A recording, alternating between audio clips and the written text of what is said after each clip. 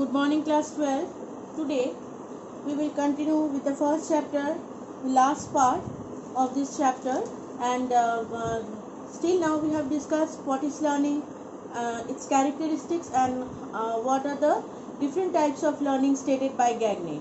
Today we will discuss about maturation, its definition, and what is the relation or what are the difference between learning and maturation. So please, for definition, you will go to your book page number 10. See, only one definition is given, it is sufficient. Maturation, according to Kolesnik, refers to the changes quantitative and qualitative which results from the natural unfolding of inherited tendencies or actualization of innate potentialities. That means what? Maturation refers to the changes qualitative and quantitative. Means a change. Maturation means it is a type of change which is both qualitative and quantitative. Now, what is qualitative change? You are behaving, you are changing yourself, and what is quantitative?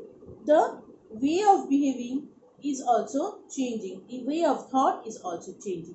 So, maturation is both qualitative and quantitative, which results from the natural unfolding of inherited tendency. Natural unfolding of inherited tendency means it is naturally you are unfolding your inherited tendency, means by birth, by born, whatever capacity of writing, capacity of singing, so extracurricular activity, capacity of drawing, whatever you are bringing within you through your birth, it is naturally the exploration of the capacity within which is hidden within you.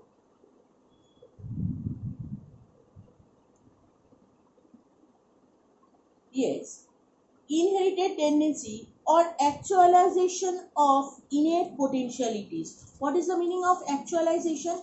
Actualization means when it is becoming true what you have in you, when you are exploring yourself and you are showing it and you are expressing it in front of the society, and all others are knowing about your hidden intelligence, hidden capacity which was dormant inside you. Due to the learning, due to the maturation, you are exploring your capacity, you are maturing yourself, you are getting maturity through the exploration of or the expression of the innate potentials which you have in you.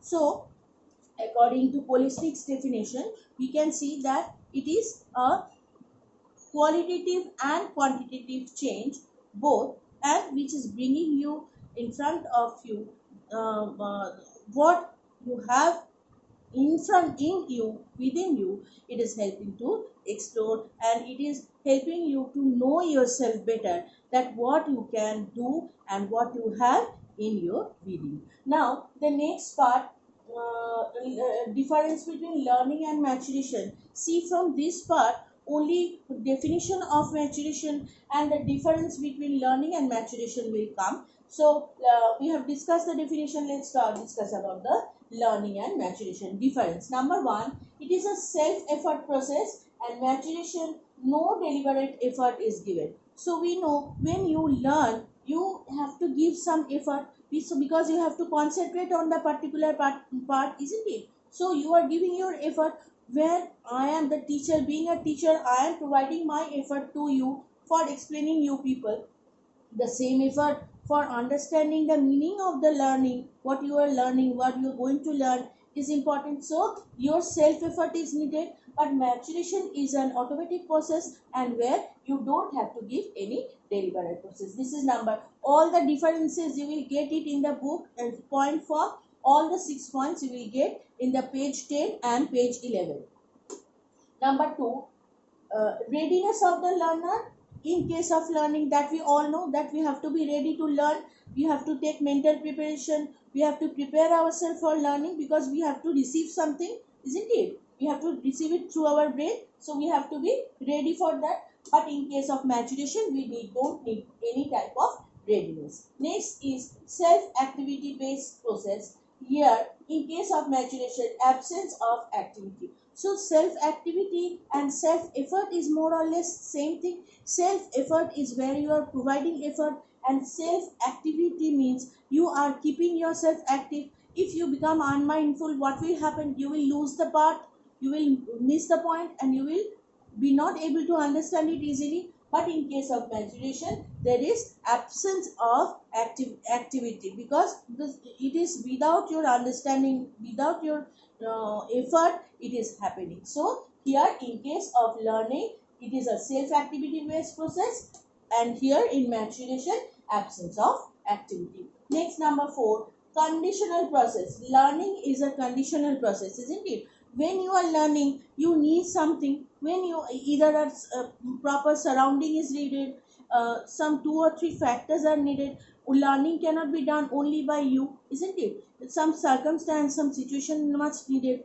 If you are learning in a school, you need a school building, you need teachers, you need students, and a proper school environment. If you are in a road, you need some other stimulus like car. When you are crossing the road, you are learning something. When you are meeting a new people over there, two human activity is interacting. So when maturation takes place, maturation is a conditional process, because why, sorry, learning is a conditional process, because why, when you are learning, some multiple, means 2 or more than that factors work together. But in case of maturation, as I have told, unconditional process, it is called as a, it is regarded as an unconditional process, because you don't have to put any type of effort. No special circumstance and situation is needed. Whatever you are learning, your brain is maturing itself by the natural process. Next point, number 5,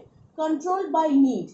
It is very obvious. See, when you need to buy something and you are late for reaching somewhere, what you are doing, you are hurrying and you are buying, and again you are running to the particular place where you have to reach. So what you have learned, that yes, from next time onwards, when we need something, we have to be prepared for that, and we have to be ready for that, so that we don't become late, isn't it? So when you need something, you need scissor to cut a paper, you need water to wash your hand. So whenever you feel need, you need to study hard. When you are giving example, these all are different examples of different spheres. So when need is felt, you need to learn. Means when you feel the need of learning, then only the learning will take place. When you sit for studying before your exam, you concentrate on the studies, on the lessons better, because you need to read. That is why learning is always controlled by need, but not guided by need.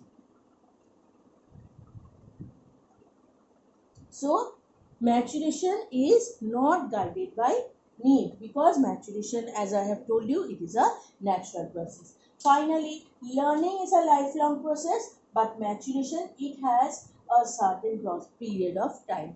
As we know, learning at the time of the death, the old person is fighting for his life, isn't it? Because the doctors are trying for curing a patient, okay, but the patient by himself fight from within to live. So that is also, that striving for life is also a part of learning. As we have told, that learning is a part of experience, a day-to-day life experience. So at the, right from the cradle up to the grave, means it is a very famous quote, that it's a learning is a lifelong process. From cradle, means when a baby is in a cradle, we know, in Bengali we call it dolna. So when a baby is in a cradle and up to the grave, means when the body is being buried. So up to that, the learning takes place. So it is a lifelong process. But in case of maturation, it's a maturity will develop, and it will grow up to a fixed period of time. So that is all about the difference between learning and maturation. So this is all for the first chapter. The next day we will start with our next chapter. go through the PDF. Everything will be provided over there. Thank you.